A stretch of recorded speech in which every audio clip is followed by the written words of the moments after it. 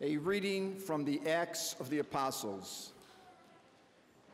Peter, filled with the Holy Spirit, said, "Leaders of the people and elders, if we are being examined today about a good deed done to a cripple, namely, by what means he was saved, then all of you and all the people of Israel should know that it was in the name of Jesus Christ the Nazarene, whom you crucified, whom God raised from the dead.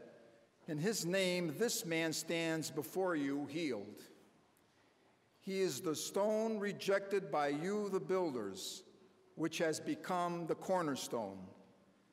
There is no salvation through anyone else, nor is there any other name under heaven given to the human race by which we are to be saved." The word of the Lord. Thanks be to God.